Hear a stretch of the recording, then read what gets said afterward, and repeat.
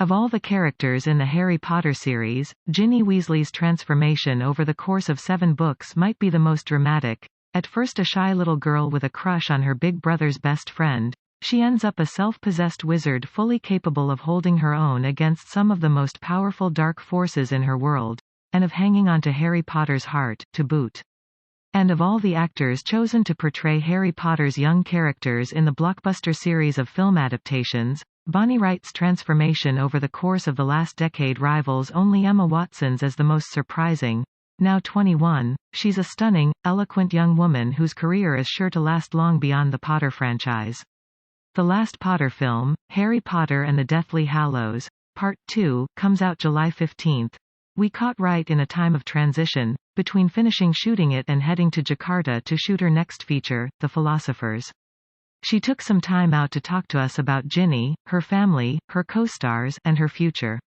You've been playing Ginny for 10 years now, right? Yeah, that's right, it's been a whole decade. What's that like, to do one character for your entire adolescence? What sort of effect do you think it's had on you? I think it has a big effect. We started when we were very young, especially me. I didn't know anything about the film industry, so it definitely has taught me a great deal, in terms of something I wouldn't have learned about. It's completely inspired me to become a part of, for my career, not just something I did when I was younger. I think when you're younger, you need to socialize and be with people your own age. Whereas when we started, we were working with people with a complete mix of ages. The generation gap made us all mature much quicker, and become very used to talking to older people and being a bit more socially aware. How does it feel now that it's all over, and there's nothing left to film?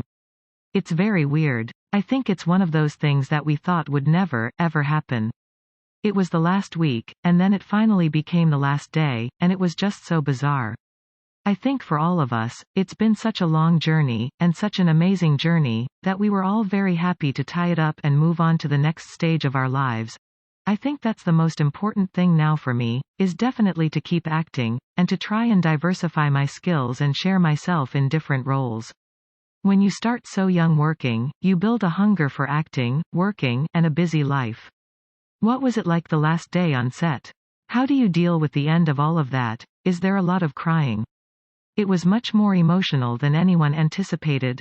I think what was bizarre about it was we were so used to that environment of the studios, sets, and people you are with, that it became almost like a second home to us. For that to suddenly finish was the weirdest thing for us. This thing that had become such a norm for us was suddenly going to be just terminated. I think it takes a long time, I think it did for everyone. The next 6 months afterwards, and even now, because the last film hasn't come out, that feeling of it settling in, slowly but surely, that it's finally going to be the end when the last film comes out. It was a big thing for us all, but I think it was a very proud moment for everyone, as well. It was a time to celebrate the amount of work people had put into it, and how much of a success it has been. Do you think playing Ginny for so long made you more like her? I don't know, I think it's a mixture. Sometimes you need to put your own characteristics into the actor, and you take different things from the character that you admire. Sometimes you can't see the boundaries anymore. I don't know. I've always loved her. She is very fearless as a character, doesn't really care what other people think, and she speaks her mind. I think that fearlessness is something that people do admire in her. Is your family like hers? Did you come from a similarly huge family? I only had a mom, dad, and brother. I didn't have the massive 7-brother family. But I think I came from a family much like them, not massively materialistic, just a comfortable, warm home. We've always had a lot of humor in our family, so I can defiantly relate to what their dynamic was as a family. In the new movie, one of the sort of fan-favorite moments from the book involves your character and Mrs. Weasley, when Mrs. Weasley curses at Bellatrix Lestrange. When you were doing that moment on set, what was that like? It was in the Great Hall, and it's an amazing moment for Mrs. Weasley. Julie Walters is the actor. She finally gets to show us what she's made of, and obviously Mrs. Weasley is protecting Ginny and protecting her family. It's just a great moment to show what family is, and the alliance that they have, and how strong a unit they are. You mentioned before that being thrust into this situation so young made you and the other younger cast members mature quickly and learn how to speak to older people. Did you get any memorable acting advice from the film legends that you were working with? Yeah, definitely. We were surrounded by a mixture of so much amazing talent and such long careers. Their knowledge and charisma was difficult to escape, you know. Laughs. On set, you could definitely feel that you were in the presence of someone who has acted in amazing films and has performed incredibly. They were all very open to us, and talked to us, but it wasn't until the films went on, when we grew older, that they really began to relate to us and talk to us more. When we were younger, everything was a bit more divided, because we had school to get on with and different things. I think as we got older and we had many more scenes with them, that relationship did build much more in terms of the idea of talking about what was happening in the scene and sharing ideas. We did a bit more collaborating together. Have you kept up with your co-stars since you've finished filming, or have you all gone off and started doing your own things? We have definitely been able to still see each other. We did press in New York in April, all of us went to see Dan Radcliffe's play and saw him afterwards, and that was amazing. I've definitely seen more than I've imagined of people. Luckily enough, people haven't been all over the place too much. But I think what's amazing now is just seeing the pathways people take. Going to see new films they're in, or going to see plays they're doing, or different things, that's this whole network that we're lucky to all have gained that from the film. I know you have a couple of film projects coming up. Are you set on continuing to act? Have you thought about college, or doing something else? Or is this definitely what you want to do? Yeah, I've got a new movie coming that I'm off to shoot in a week and a half, but I'm also just finishing my second year of college at the moment. In America you have 4 years, but we just have 3 years, so I'll be graduating next year. What's your concentration? I'm studying film and television in London. So that's very interesting. I kind of went towards that. The idea of writing, storytelling, all the different things that go behind film. And I always wanted to go to art school, and it's one of the big art schools of London, so that was a dream that I completed. Did you end up writing any screenplays? I'm actually in the process of writing a short screenplay for a film that I'm going to be directing in our final year. That will be very exciting. That's fantastic. Can you tell me what it's about?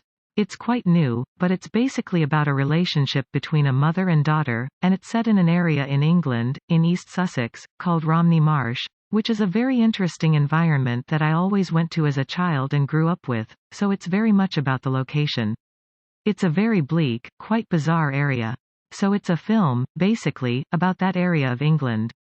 As a director, who are some of your inspirations? I've always loved the dialogue that Pedro Almodóvar writes. And I've always loved Jane Campion. I like the sort of mood that she created in The Piano and Bright Star. I think it's important, not only to be inspired by specific directors, but by specific films. I think with our coursework, it's really interesting watching other people and the originality that people can bring. Can you tell me about your role in Geography of the Hapless Heart? Yeah, that's a short film I did about 2 years ago. It's going to be one of 5, they're set in different cities, at all different times. And they're linked through a necklace that's passed through the stories. Mine was the first story, it was set in London. It's about this young man who's walking home from work along the South Bank in London, and he reflects over his relationship he had with this girl that he basically ruined, and the girl is the character I play. And the movie that you're going off to shoot next week, is that The Philosophers? Yeah, that's The Philosophers. I'm off to Jakarta in 1.5 weeks. Have you ever been there? No, I haven't. I've been to a lot of areas of Thailand and Australia, but I've never been to Indonesia, and I'm very interested in the area and the locations that we're shooting in. It's going to be amazing. We're shooting in the grounds of Buddhist temples and the grounds of massive volcanoes. All the photos I got sent yesterday by the director, and I'm just so excited to go and see these incredible landscapes. Can you explain your role a little? It's set in an international school in Jakarta. It's called The Philosophers because it's based around this philosophy classroom, before they graduate from their last year of high school from this international school. Their philosophy teacher is very sort of strange and corrupt. There's a thing in philosophy called thought experiments, where you basically imagine a situation that you go in as a group and put philosophical ideas into practice. We use our imagination, that we all create and think of, as this bunker that's going to sleep 10 people to hide out from a nuclear war, a post-nuclear sort of world. And it's all this battle between the 21 of us, the students and the teacher, of who should be saved, who should go in this bunker. It's quite a psychological thriller. We flick back from this imaginary world and into the classroom. It's very sort of analytical, about ideas and friends against friends, so it should be interesting. Did you take philosophy classes when you were in school, or is this film sort of your education in philosophy? This film? I never really studied it as a subject. A lot of my English writing and my dissertation, my final essay, was referencing lots of philosophers. I have always been interested in that idea. I think it's such a broad world that lots of people kind of are shy about, I think, philosophy. People just don't want to, maybe, study the human psyche, and how challenging it can be. Do you have any favorites? Well, at the moment, I'm looking, for my dissertation, at Sigmund Freud and Walter Benjamin, who wrote specifically about film as well. Has that made you re-examine your dreams at all? I think so. I think sometimes when you begin to examine things, like yourself, suddenly you can just freak out and not want to go any further. So I think this film, in a sense, we're all going to be the 20 of us together, throwing ideas about together. It will be interesting to see how far we push it, and what comes from it. It can be hard not to go a little crazy when you read too deeply into Freud, yeah.